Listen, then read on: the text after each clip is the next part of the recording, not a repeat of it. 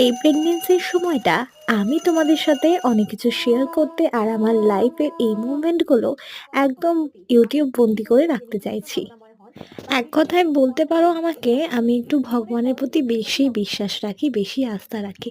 তাই জন্য আমার লাইফে প্রবলেমগুলো কিন্তু অনেক বড় বড়। তো কি হয়েছে, প্রবলেম আছে বলেই না এটা লাইফ, তাই না? তো আমাকে এই প্রবলেমগুলো সলভ করে নিয়ে আমি যাকে নিয়ে আসছি, আমার মধ্যে যে বড় হয়ে উঠছে তাকে আমাকে নিয়ে আসতে হবে ভালো সুস্থভাবে।